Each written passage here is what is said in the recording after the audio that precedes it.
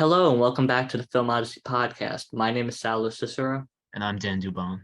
and today we will be discussing what our top 5 best and worst films of 2023 so far are. There's been some really good movies that have come out this year so far and some really crappy ones. I think it's overall, though, 2023 has been a good movie year, definitely better than last year. And there's been some stinkers, obviously, that were released this year. Some were, not that well known. I'm not sure if you necessarily even know, have heard of all of them or saw all of them, but these are going to be like my 5 worst. So starting off with number 5 is Transformers: Rise of the Beasts. Maximals, Autobots, roll out! Now, this movie for me was just disappointing, I'd say, especially after coming off Bumblebee, which is, I think, arguably a lot of people would agree, probably the best live-action Transformers movie we've gotten, like, ever. It had a lot to live up to. Stephen Caple Jr., who directed Creed 2, was doing this, so I had some hope for it. The trailers didn't make me that optimistic because it kind of looked like a Michael Bay movie. Number 5 for me, this is not a movie I hate. It just wasn't great. Definitely the worst of the franchise, unfortunately. Insidious: The Red Door. The further you travel, the riskier the journey becomes.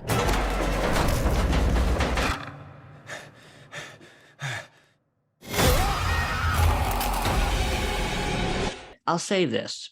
The Insidious films never, ever have done a bad job of being scary. They've always frightened me.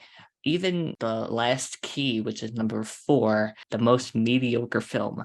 But the scares, literally my heart jumped out of my chest at times. That's how good the scares were. And it's the same thing with The Red Door, but The Red Door, I think, is the worst one. It's focused on the 2 characters who forgot all of what happened because that's what they needed to do because their family just wasn't going well after having to deal with the demon. And since they both were possessed in the last 2 movies, now it's them older. The son is in college and the father is divorced.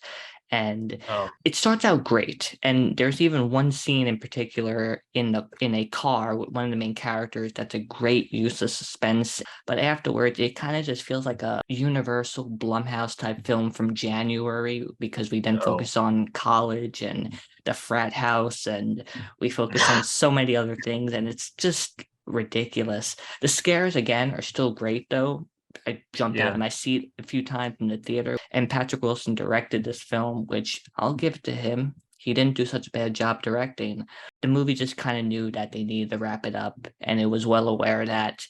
Yeah. I mean, at least it provided some scares. The worst thing a horror movie could do is just you sit through the whole thing stone-faced the whole time, I guess. That's absolutely true. I totally agree with that. So my number 4 worst of the year so far, 65.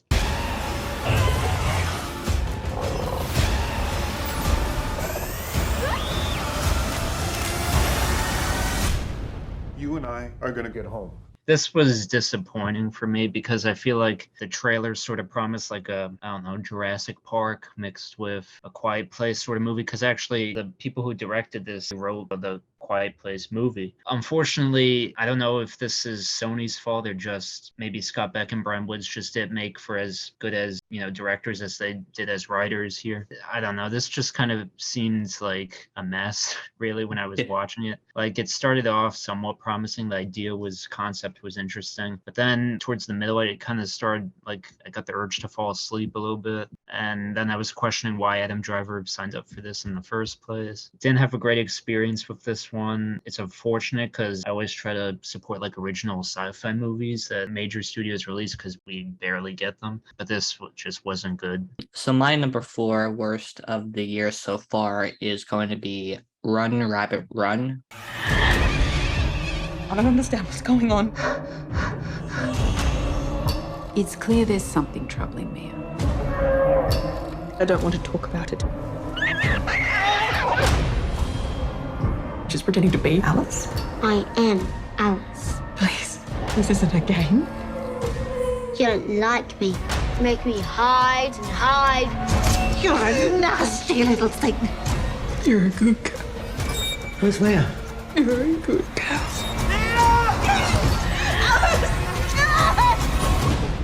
You're a good girl. which is now on Netflix. Believe it or not, I actually got a virtual early screening from the Sundance Film Festival. It's a movie that has potential, but by the end, it's just, you forget about it. You just completely forget the whole story. And it's like, this could have gone somewhere. Given the fact that Netflix bought it, just tells you enough. It already tells you what you need to know, that it's just the movie you'll forget about within a day. And that's kind of what happened to me. It stars Sarah Snook. I don't watch Succession, but I know a lot of people know her from Succession. She does a great job in this movie. I will give her credit. And so does the young kid who kind of just makes her go crazy throughout the entire movie, pretty much. It does have some interesting psychological elements to it, but like I said, this was going to go somewhere, but they chose to just make it generic, and that's what happened. So my number 3 worst of the year so far is Hypnotic. Are you familiar with the concept of hypnotics? Hypnotics. Hypnotics have the ability to influence the brain, sound, voice. Need a light? Locking eyes. Hypnotics use them to make you see a version of the world that doesn't exist. You know, I feel like going into this, there was some hope for it to be good because, you know, Ben Affleck, he doesn't usually make crap. But just based on the trailers, kind of seemed like a Christopher Nolan ripoff movie. When watching it, it was like a mix of 15 action movies that I've seen, and they were all better done. So my third worst of the year so far, No Hard Feelings. Hi. Mind if I touch your wiener? What? Your dog. How about I give you a ride home? This isn't the way to my house. It's a shortcut. You're my hostage. What you got down there? Something for me? Why? You tried kidnapping me! You're 19. Grow up. It kind of wanted to be like a multi-genre comedy, and it just didn't work, in my opinion. At times it wanted to be raunchy. At times it wanted to be like a romantic Valentine's Day comedy. At times it just wanted to be very like easygoing, even for an R-rated film. And by the end, I just was kind of sitting in the theater just like, who is this really made for? This just does everything I feel is wrong with comedies these days. And sometimes I think to myself, why are comedies lacking? Like, why can't they do good in theaters? And then I watch something like No Hard Feelings, where the only thing the writers could do is basically make sex jokes so it could be funny. That's why comedies are failing. There's other things you can really make jokes about and give to the audience besides just one topic throughout the entire 1 hour and 43-minute runtime. Yeah, I mean, I respect your opinion, even though I completely disagree with it. So my number 2 worst of the year so far is a direct-to-Hulu movie, The White Man Can't Jump Reboot. You think you're slick, huh?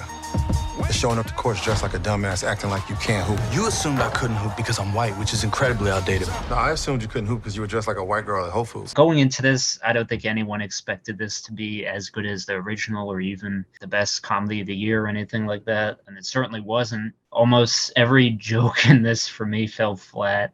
Like, I literally sat through almost the entirety of this with a straight face, which is horrible for a comedy. For my number 2 worst of the year so far is going to be Transformers: Rise of the Beast. Maximals, Autobots, roll out! This movie just annoyed the hell out of me from beginning to end. And I totally agree with you after this. Just, they should have done a Bumblebee sequel. My number 1 movie, worst of the year so far, and it's probably going to stay my worst of the year unless something catastrophic releases in the next, 5 months. Winnie the Pooh, Blood and Honey. We used to be friends. Why are you doing this, please? I would have never left, I swear.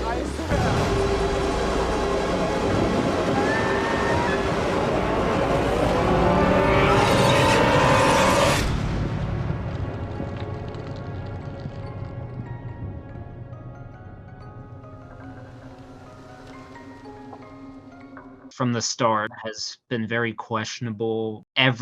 Literally everything about this is bad. The only good part about this is when the credits started. It's just so bad. Like, the cinematography is so dark you can't see shit. The acting is some of the worst I've ever seen in a movie. I'm telling you, completely horrendous. You have this person and like a Winnie the Pooh mask. It looks like a person in like a dollar store mask. It's so bad.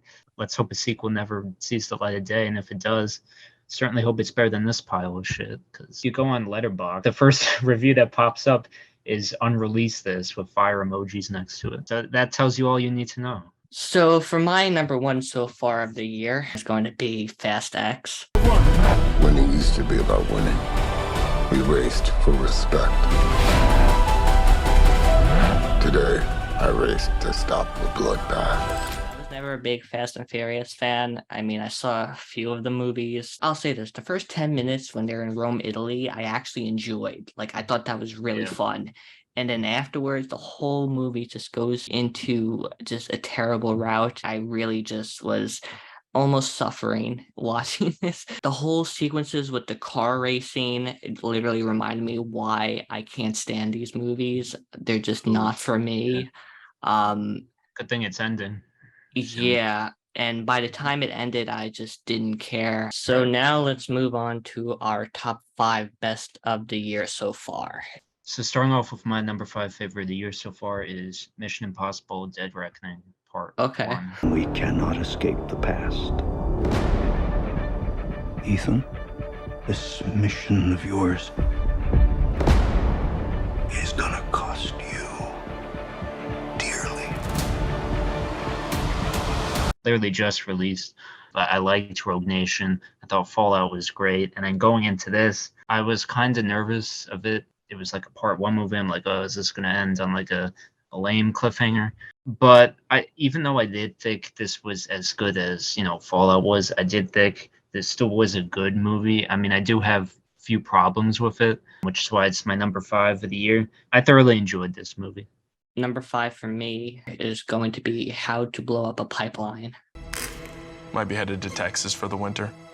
What's in Texas? It's a project. What kind of project? An indie film distributed by Neon. Neon really is like fearless. They will put out some of the most outlandish features or some of just the most like brutally honest features, and this is one of them. It's an intense movie. It wants to make people aware of what's going on in the world. The score is fantastic. It was very thought-provoking. It made you think about so much, and the editing is fast-paced and exciting. It gets right to the point. Yeah, my number 4 actually is How to Blow Up a Pipeline as well. Wow. Not much to say about this that you did. Just a really well-paced, timely movie that I think needed to be made. All the performances were good here. The message was great. My number 4 is going to be, in my opinion, the best action movie of this year, John Wick Chapter 4. Last words, Winston? Just have fun out there.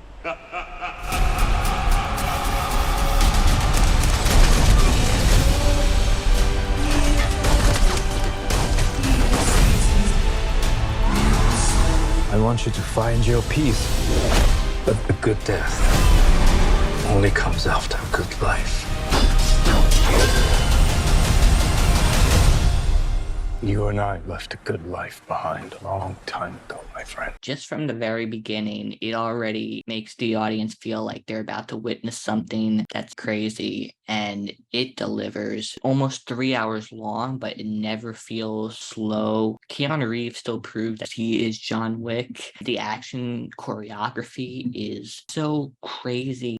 The best action movie I think I've seen so far. The supporting characters are very interesting. They don't feel like they are wasted at all. My number 3 favorite of the year so far is Guardians of the Galaxy Volume 3. I'm gonna tell you something.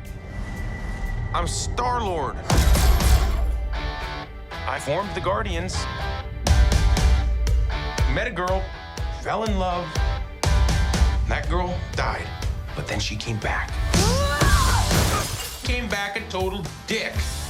Oh, please. He left out some important information, but that is the gist of it. Now, this was a highly anticipated movie by most Marvel fans, I think, and any comic book movie fan, really. I'd say probably the Guardians of the Galaxy trilogy is one of the best, or honestly, maybe the best that the MCU has done so far. This is easily, I'd say, the best MCU movie since Endgame. It came out at a great time because this released during a time when people were starting to question if like the comic book genre as a whole was dying or not. So I think it's really good this movie released when it did, because it actually got people to somewhat care about the MCU and the genre again. And for me, like, James Gunn just continues to be probably one of the best directors working today. My number 3 is going to be Beau is Afraid. I am so sorry for what your daddy passed down to you. But I wanted a child, the greatest gift of my life.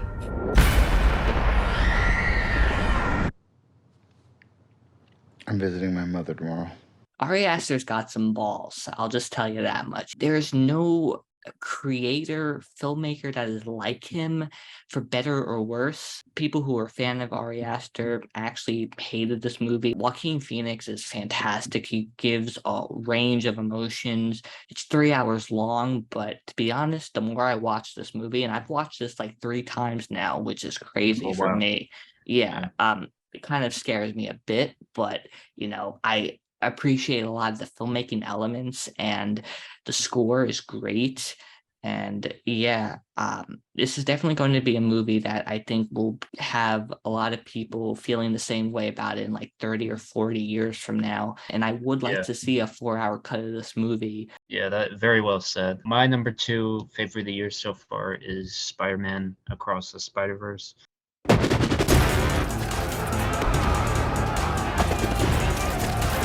Who do you think you are? Really? We are supposed to be the good guys. We are.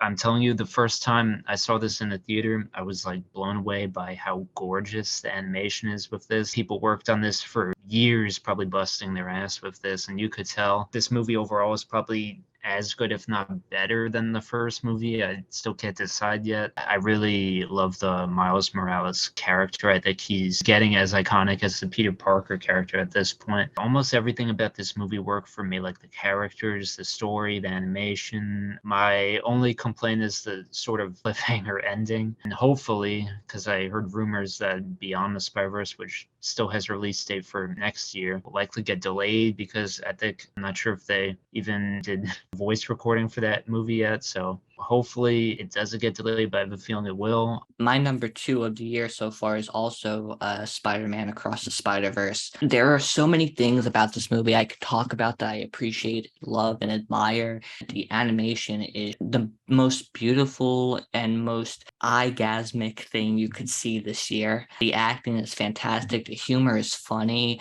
The movie is a little too long, I will say that. That's the only thing about the movie that kind of just takes it away from a 5-star and from being my favorite of the year. But overall, it's just such a great movie. So my number 1 favorite of the year so far, right now, it's John Wick Chapter 4.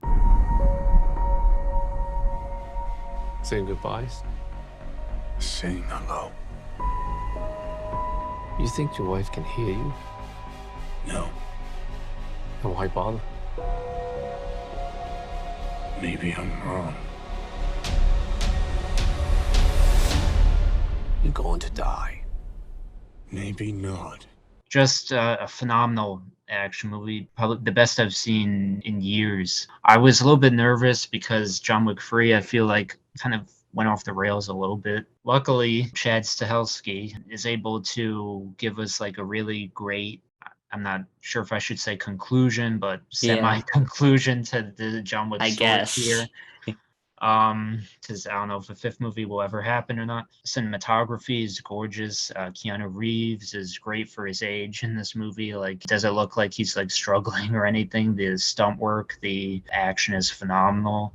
I do think that like after this, like Chad Stahelski for me is definitely one of the best, I'd say, or maybe the best action director working in the business today. I also need to watch this movie again to probably appreciate it more, but overall just a great movie for me. Yeah, I totally agree. I couldn't have said that better myself. For me, my number 1 of this year so far is Guardians of the Galaxy Volume 3. We'll all fly away together. forever in a beautiful sky. It's a masterpiece, in my opinion. Personally, for a Marvel movie, it definitely can be dark and sometimes creepy, but for a good reason. And the humor is funny too. It does not, just because this is a darker and emotional Guardians movie, does not mean it falls flat on the humor, because the comedy is funny. The characters I loved. The relationship between Peter Quill and Gamora is something that James Gunn did well, that no other filmmaker for sure. and Marvel Studios would have even tried to have done as like a risk, but it felt very true, and it even got to me, as well as many other people too, of how realistic and just the message behind it, which was really mature. So that about wraps up our best and worst lists of 2023 so far. Do you agree with us? Do you disagree? What were your favorite movies of this year so far? What did you think was horrible that you saw in theaters and you wish you did pay for? But yeah, that wraps up our podcast episode. Thank you for watching. Thank you for listening. Definitely check out our other episodes. We've got some good stuff there. We've got reviews that we post on our website. We've got more coming up. Definitely read those. We'll see you again very soon.